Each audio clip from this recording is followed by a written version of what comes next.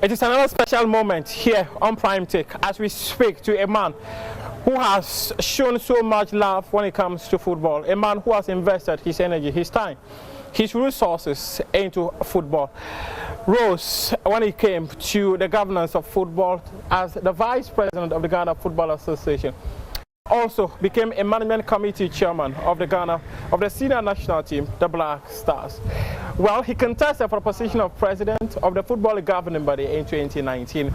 It never went his way, and as you recall vividly, in the second round, after the election or the results were counted, there was a third round, but he decided that at this point, let me throw in the towel and hand over power to Keto Kreku to be voted president of the Ghana Football Association. And again, the following day, the world or the media space saw a video of him congratulating the GFA president, the then elect GFA president, which is Keto Kreku.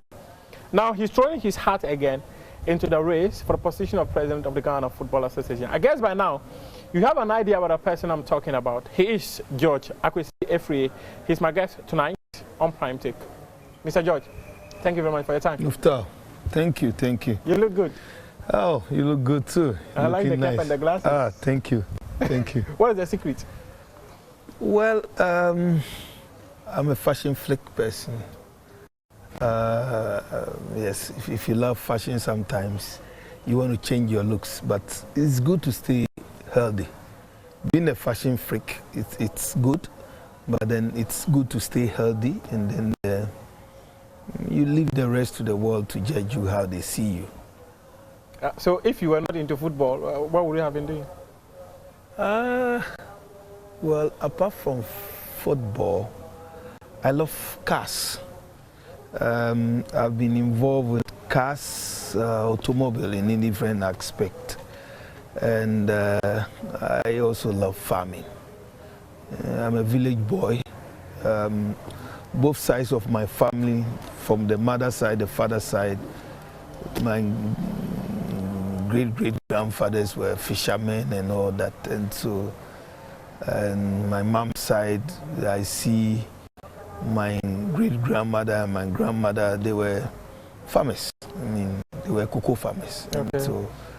And so I see myself, I see the future of Africa, that we need to invest in farming. I think that if you had the opportunity to travel out of this country and you see how nations have developed, if you specifically I want to talk about Japan, US, Canada, and then you have to know that as a young man or as any person who come from a background of some farmers, you need to take farming seriously, because look, we are blessed, this country, we are blessed to have natural lands.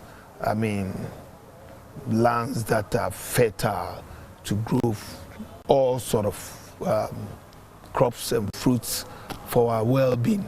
And so I think that I love to go into serious farming. I'm doing it already, okay. but I think that I can do more. I'm trying to woo some investors into the country and to go into serious farming. When you say you are from, you are a village boy, which village are you from? I'm somehow Accra Adan boy when it comes to, I'm a Gandangwe boy, okay. Yeah. And then on the other side too, I'm the Achim, Ashanti and Asante Achim boy. How?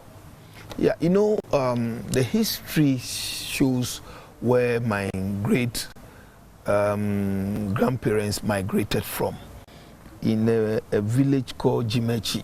Okay. Within the Ashanti regions. Okay. And most of them settles in Achim and then Asante Achim lands. Oh, okay. So they migrated, first settled in Agogo, okay. Bompata, Cochrane Tumi, and then in Kwetia. These were the areas, Usino, these were the areas where the family, from the other side of my family. And then from here, it's purely between the Greater Accra. So it's just Accra and Adan. So where were you born? Okay, so I was born in Accra. Then you're an Accra boy. So you're not from the village. No, but I grew up partly in some villages. Some villages, yes. I grew up partly in some villages, but sometimes, yeah, because a story was told. Sometimes I need to say this. The story was told that my grandmother, my mother, to be honest with you, my mother, my father attended Butter Training College. Oh, okay. And met my mom, a young lady, and impregnated her and ran away. Oh God! That's if that was self. So the audience, that's me. That's me. So, do you know your father? Oh yeah, I was living with my father in Akosobo. That's why after ran away he came back. Oh, yeah. I have to go look for him. So how did you find him? Oh, it's easy because you know in this country, once your dad has classmates, you will track. So one day, yes, I had to chase my mom and say, "You have to take me go look for that man." And my mom took me to a town near Pom. If I don't know whether you know where the Akosomo. Okay. When you're going to Akosomo, it's a town called Pom. So that's where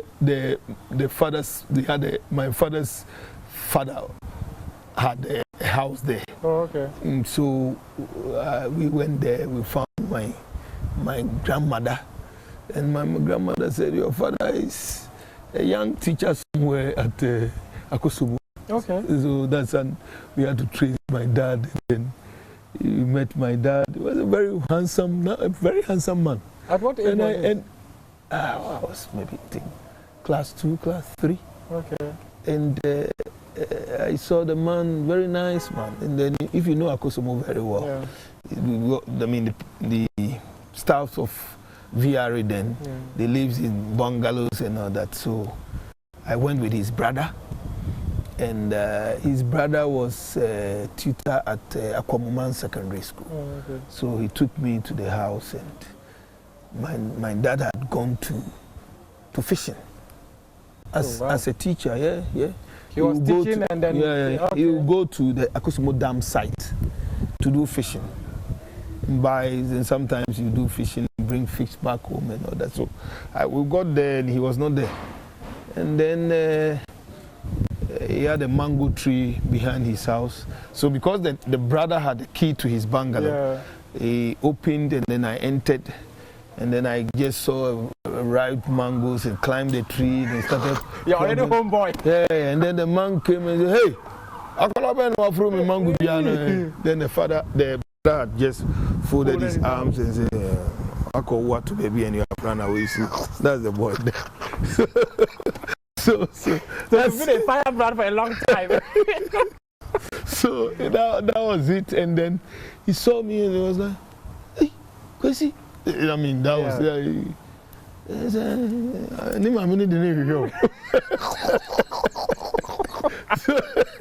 Wow. Yeah, that's me. So how would you describe your childhood beginning? It was okay because I mean I had some great grandparents, had some good family. My uncle, one of my uncles was Air Force pilot. Two of my uncles were both Air Force pilots. Oh, okay. Yes. They were Air Force pilots, and so it was easy. And my mom, Uli's sister, then was also living in the UK with her husband. Oh, okay. And so we enjoyed life as kids. It was a bit rough and tough, but we had some very decent upbringing, very decent one. And I'm sure that decent upbringing created an opportunity, some kind of opportunities for you, right? Oh yes, I mean, those of us who are more than 50 years, those of us who are more than 50 years, yeah. If you know the culture that existed in Ghana these days, see, you are being guided how to grow up. There was nothing like a free life where if you are lucky to come from a home like mine, where both parents. My mom was a teacher, my dad was a teacher, later became a politician. My father was once the CPP General Secretary for Asujaman, later became CPP Secretary for, yes, became CPP Secretary for Eastern Region. He became the head of Vigilante. You heard of the Vigilante? Yeah. Yeah, became the head of Vigilante. He was a very nice man. Anybody who know my father will tell you that he was a very, very nice man. And so my mom was MPP woman organizer, and you know, both. Then you were born into a political role. Yeah. The CPPs later, my grandmother, my father's mother's sister, was top NDC woman, head of the women something, and so both sides of my family. My dad's side was in the CPP NDC, my mom's side was in the MPP, and so I saw them doing their own thing, and as a young man, and I was a different person. Oh, so if you are a politician, is it? I can understand how you got to put on politics. I was born into a political family, no doubt about that. I was, and both sides of my family, each sides have serious political lineage into the two big political parties in this country. How would you describe your educational journey then? Well, initially it was smooth, but along the line, maybe after polytechnic education, I felt that this country was not meant for me. I see myself as someone who really wanted to make it in life, and I felt the pace of life in Ghana is not the one that I want to. I felt that I must go out there to see what is in stock for me. That is how come in my early ages I traveled out of this country to live in Japan.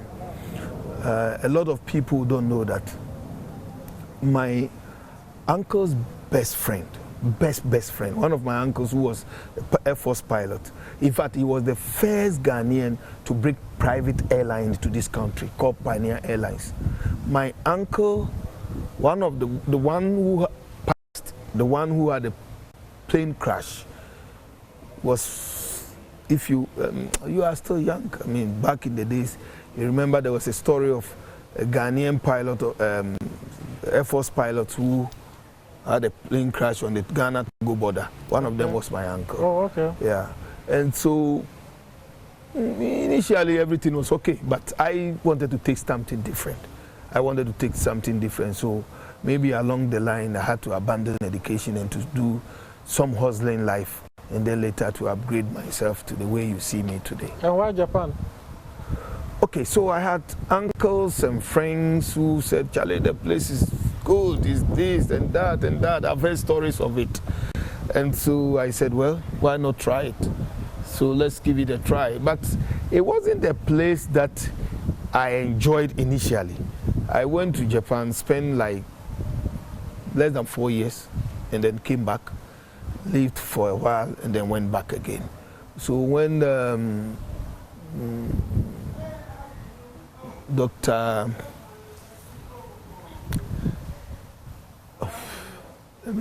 one of the former ambassadors, I just want to remember the name, became the ambassador. He happens to be an uncle's very good friend. And then he felt that he could even offer me a position to serve at the embassy. But at that time, I wasn't really for it.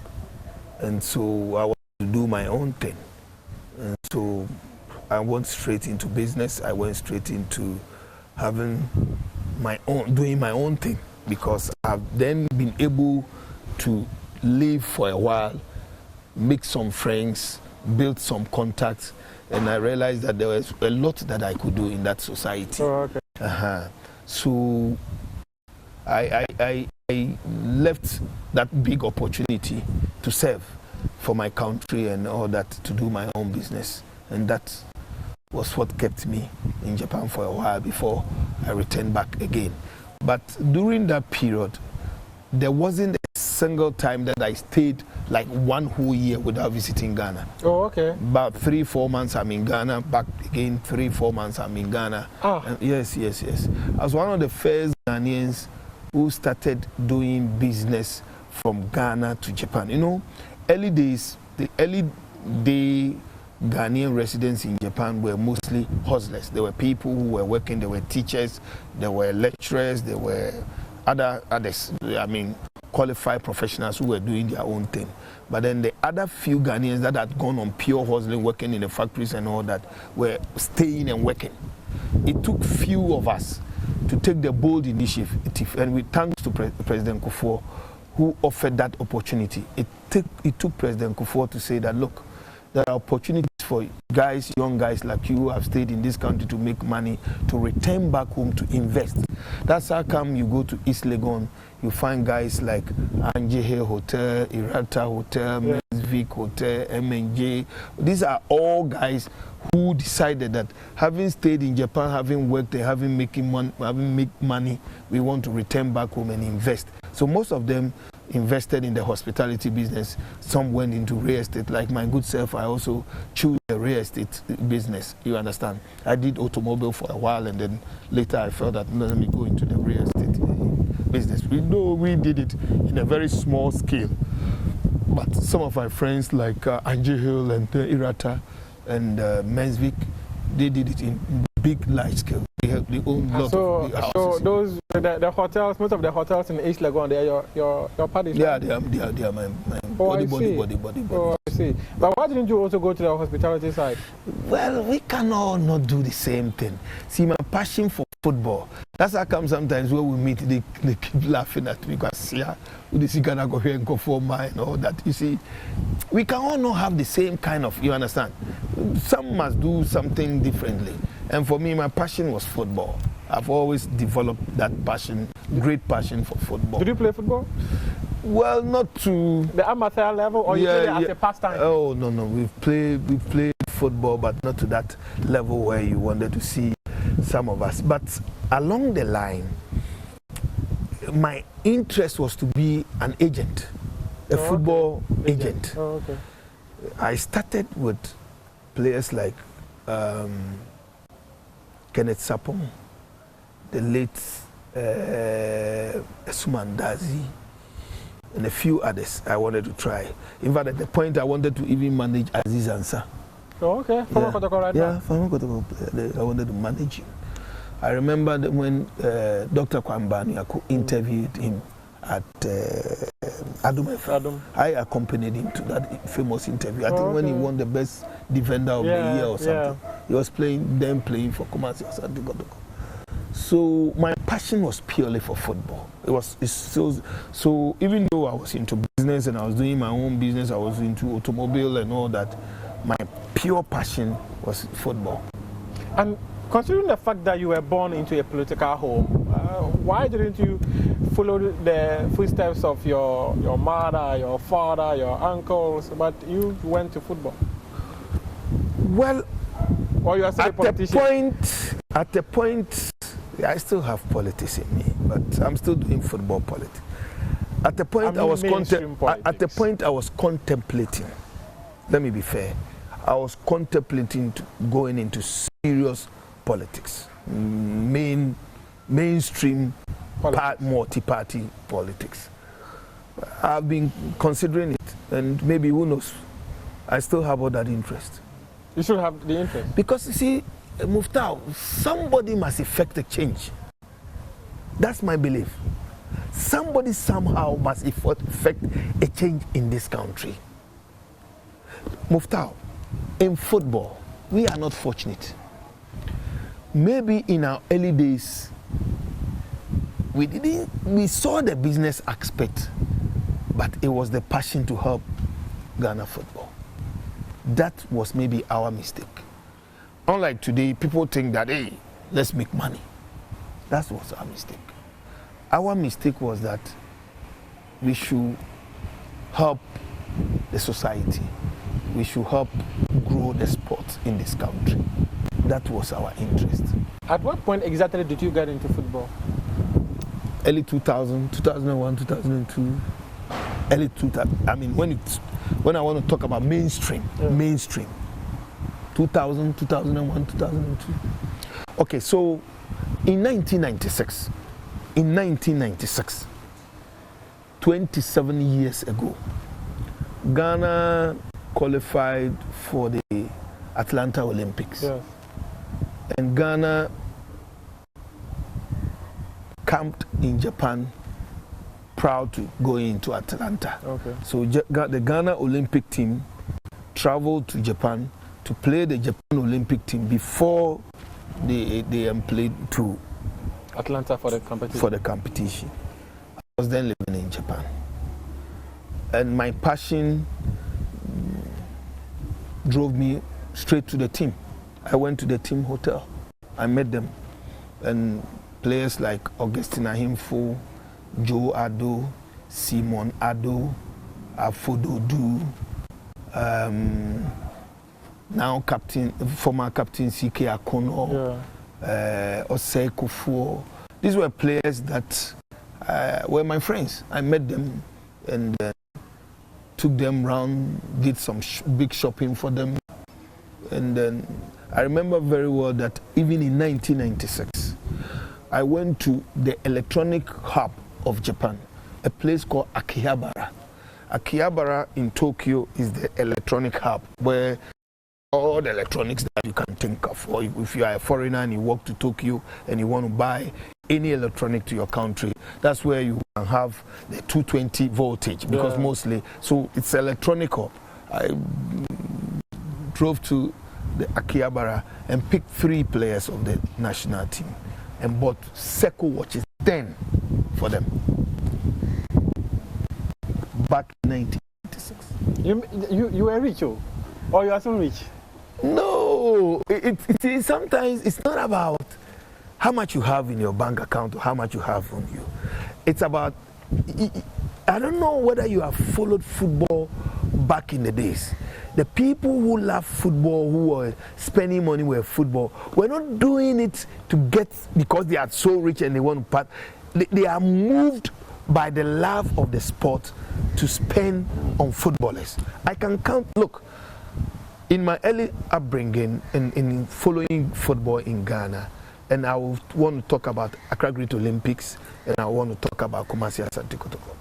In Kumasi Asante Kotoko, you had people like the man who, if you have heard of Esujaman, Esujaman, the man who deals in plywood and TNG and all that. I saw that man, Kujo, and those days he would spend on players like nobody's business. Osei Kwame Despite spends on players like nobody's business. There was a man who used to work for Gassem, it's called Mr. Edu. They would give players money, the Uforinia Kons, the Yaubewas, and they were just spending on players. Generous. So we copied from the love that we had for players. We copied that from our older seniors, about our seniors. And then we also developed that, because when I was growing up and I saw that, and I was in Japan, and the national team, the Ghana Olympic team, had visited Japan, and me going to their team hotel, taking pictures with them and moving around with them, I wanted to show them that, hey, Charlie, me to have that kind of spirit in me. You've come to my home. Let me tell you, I gave each one of the 23 players a Pele jeans. Each one of them. Each one of them. Each one of the 23 players. Each one of them. Each one of them. Was that your initiation into football? It wasn't, it was just a passion and a love I have for the team. But having done that, you probably would have thought, okay, why not get into India and then just do it at a bigger scale? You see, even when I became an executive committee member, the era when Nana Budu, Alhaji Raji were under 17 management members. The chairman was Mr. Wenyamiche, former chairman of the Ghana Football Association. He was the chairman of the national under 17 management team. Some of the members were Obed Nanan Ketia, Chelsea boss, Alhaji Raji, Nana Budu. They were members of the under 17 management team. They took the national under 17 team to Japan for a preparation towards the Under-17 World Cup in 2007 in Korea. Yeah. So a preparation to go to the World Cup in Korea. I remember. They camped in Japan. I flew from here, went to Japan, got a Japanese friend of mine to spend on the team with cash and Seiko watches for the entire team. Entire team. The entire team. When the team left Japan to Korea, I followed the team to Korea. There was a match between Brazil.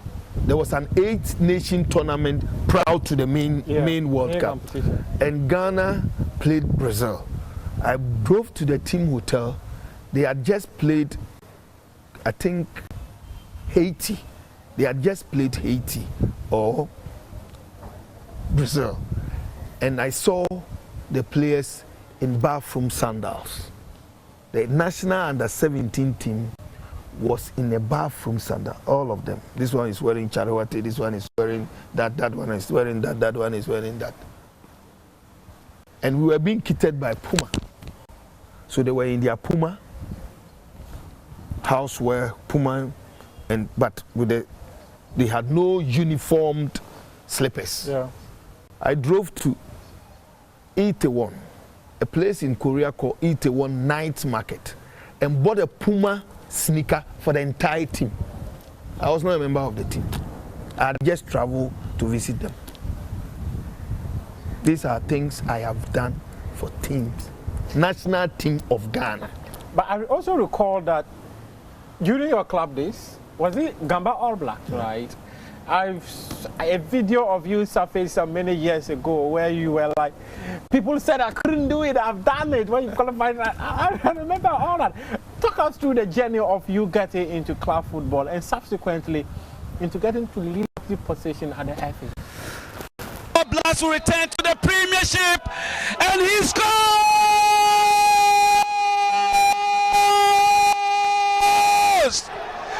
Swedro Blacks are back into the elite division. They've had their hopes totally shattered on the day. Lighted and then savoring the moment. It's absolutely. Many people have said so many things about this team that All Blacks can never come. There are so many goals, there are so many things against this team. But I was bent to prove a point that a young man like me can bring this team back. And I assure everybody, we are not going back. We are back for good. Thank you very much. Congratulations.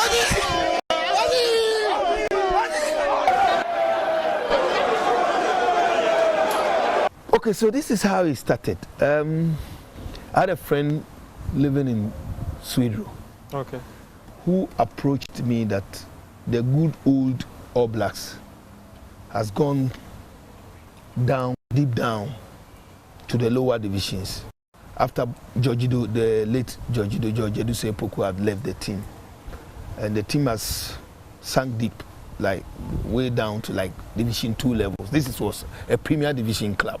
Team that has, I think, won the FA Cup by then, with players like Baba Amando and co. So he said, George, we have seen your passion for football. We think that you can help revive and bring the team back to its rightful position. Initially, I wasn't interested because my passion then was to manage players. My passion was to just help players get opportunities into the international footballing world. But along the line, the pressure was coming. And as a young man who had returned from Japan with some cash in my bank account, the guys would come to me, and when they see the way I would spread them, and they say, Charlie, this we must get him to Swedro at all costs. So I accepted the challenge, went, realized that yes, the team was in a Division 2, was a Division 2 club. And I felt like, well, let me give it a try.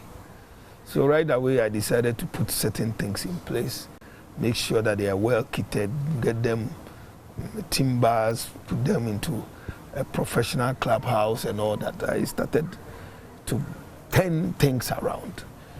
We tried to qualify from the Central Region Division 2. In my first year, we qualified for the finals of the Central Region Division 2. We played against Shakaufo, a team called Shakaufo. We lost in the final. They beat us 4-2. We couldn't qualify. The following year, I was to do it again. Then someone told me there's a team in the secondary Takoradi environs called Bafana Bafana. And the owner, George Phobia, popular known Phobia supporter, said he wants to sell the team Bafana Bafana. So then I look at the cost of playing in the Division 2 again as against buying the slot of Bafana Bafana, which was in the same zone, Zone 2. Okay. Then I found it prudent, cheaper, less cost to buy the slot, and then so that's how come we bought the slot of Bafana Bafana, and then we changed the name to Gamba All Blacks. Okay. So we played the first year, we couldn't qualify, but the second year I made a promise to the people of Swedo that this year I'm taking the team to Premier. We did our best, but unfortunately we came third. That was the old format where you play sub-middle league, middle league, and then so then the third team from the Premier Division will play a playoff. Yeah. So we had to do a playoff for Okwawu United. And if you know the history of Okwawu United, they have just gone on relegation, but then they were the third from bottom. So they had to play the third place from the super middle league team, and that was All Blacks. So we went into this game, but prior to that game, there were a lot of permutations. There were a lot of how is All Blacks going to beat Okwawu? Okwawu United had all the big men in Ghana football then, because Okwawu, if you know, when we say Okwawu United, the likes of in this country, one of the most industrious people in this country are the Okwawus. Yeah, it's not. I mean, we share a border. So, you know, is a country in Iraq here? It's the country. Yes, it's the country of Price. Yeah. Nana, and then it was very influential when we talk of GFA. Not only him, Dako. Yeah. The then Deputy General Secretary Technical. So all of them. I mean, you hear the names. Odro Nyako, the longest boss secretary. So you hear the name and say, Charlie. This is a Herculean task. I don't see how we're going to surmount this challenge. And you know, All Blacks. Yeah. All Blacks was me, Isaac Kumsing, and James Nunu. These were the three musketeers running around trying to qualify ahead of this. And I mean, if you look at even the competition itself, this is a Premier Division. Yeah. And we are a Division 2 club or a Division 1 club trying to. So I mean, comparatively, there was no way we could surmount such a challenge. But then, I mean, in football, everything is planning, and everything, it's the way you strategize. And so the night before we met, we designed the plot, we planned everything. Thankfully and hope, I mean, by God's grace, the game went into a penalty shootout, and as destiny may have it, Ishmael Yate kicked the last penalty kick, and we qualified to Premier. And so it was the joy and the work we had put in place, and that was what you saw. When you were speaking to Kobra Yavoy, the good old Kobra Yavoy, that was quite an interesting one. Yes. And then you went to... And the Kobra Yavoy himself, oh, really? Of course, Cobra is wow, I see. Yeah. You see, the big man, look, Kempo, all the big men you can think of in football, they are all football. Because they are my friends. My own dad and so. All of them. Top. They are very industrious. And so I didn't see how I was going to scale past that.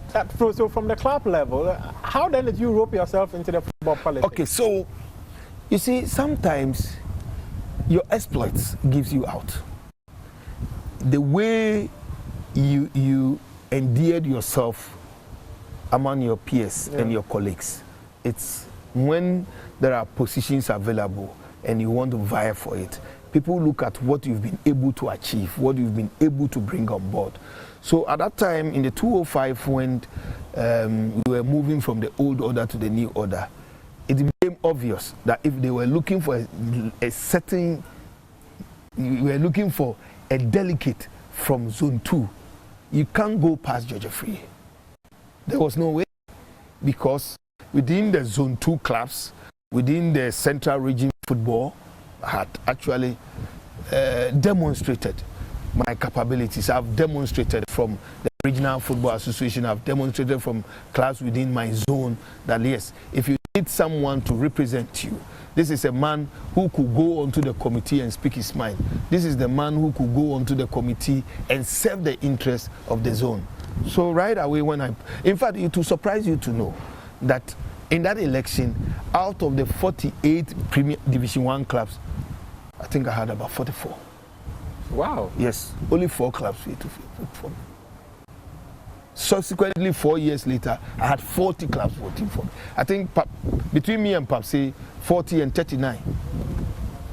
So those times, it was about what the man brings on board. So why did you decide to even contest in the first place? Well, it was a calling. I felt that I could impact my knowledge of what I've been able to see around and what I've also been able to learn from the foreign world. I thought that a lot need to change. A lot need to change. I felt that our football was still in the dark ages when I came back from Japan, knowing where I was coming from and knowing what I see, the development of football and all that. I felt that our football, because look, I would drive to Cape Coast Sports Stadium and placards lined up where the substitution board. You take number 1 and take number 2 and join together, and that's number 2. I say, why can't we be doing this in the 21st century? I mean, and this is fact. Did you make the impact you thought you could? Yeah, of course, I changed a lot of things. You know, at one point I bought substitution boards from Korea, gave it to the FA and asked them, gave them an invoice and say, when you have money, just pay me. Centers that were not owned by National Sports Authority, I gave them for free. Dansoma free, Boise Ashgood free. One other venue where the league centers, the Premier League centers, I gave them for free. You can ask Mr. Kujofiano. Free. I felt that no, in the 21st century we cannot be using substitution boards where Obi Krediaba could have one person. No. You write chalk at the back. Yeah, chalk. It was there. I remember some of all these things. Yeah, they were quite interesting more. But George Afriyie, it's quite interesting that you rose to become the GFA vice president. How did you get there? How did Kwesi Nyantakyi repose so much confidence in you and said, this gentleman should be second in command? Because I do recall, prior to that, the GFA vice president was a position that people had to vie for, and you had to vote. But when people changed the statutes, you were the first person he appointed as his vice president. I don't remember whether I was the first. I think I was the second. I think Frequency was also... No, Frequency was voted. I remember... No, it was Jordan that was voted. Fred was also appointed. Okay, yeah, prior to 2014. Fred was appointed. Yeah. Initially, those who vied for was Fred Papo. And Jordan Anagla. And then Mr. Frequency was appointed, then I was... I think that everything... You were appointed in 2015, if I'm not mistaken. 2015, yes. It was when we changed the statutes to give the power to the president to appoint. So it was the president acted within the statutes. He acted within the statutes. Now, maybe we wanted to use the Ghana system where the president appoints someone that he feels comfortable with. Yeah, but the truth remains that I didn't just get to the vice president by way of... I had actually worked my way to that point. Remember, I first contested in 2005 to become an executive committee member. Contested again to become re-elected to become an executive committee member. Now, remember we had an executive committee, the larger one, yes, and we have the emergency committee.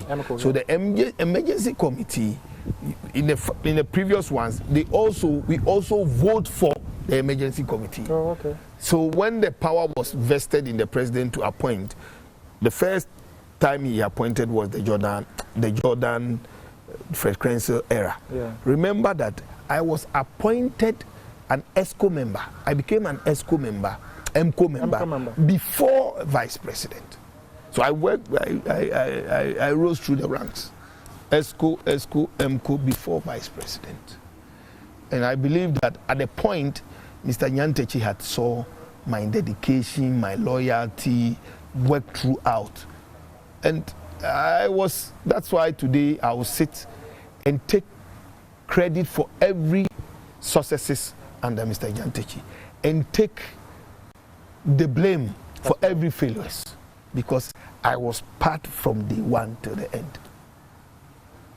But, okay, so you mentioned maybe Kwesi Nyantechi saw something and appointed you, but as you recall something interesting. And remember that it is not just when the president appoints, it ends there. It must be accepted by the ESCO. But is a you nominate choice?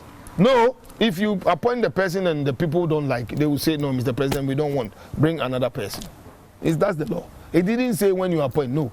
He must nominate. Powerful to tell the GFA president? Why not? Now, why not?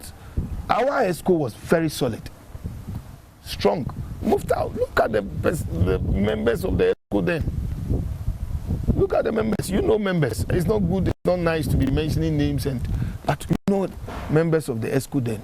They were not just people who you stopped them from speaking their mind. At least if you don't know anybody at all, you know Palmer. Did if you don't know anybody at all, you know Palmer. Did you ever hear the story that there was a point that Nyantechi was told not to appoint you as his vice president? Yes.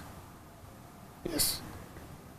In fact, there was a point where somebody letter to him, and the person had told him that if he appoints me within 1 year, he will die. Yeah. Yeah. And in fact, the person had said that I've gone to a juju man, and juju man had come to tell him that I had come to him, and so if he appoints me, he will die within 1 year.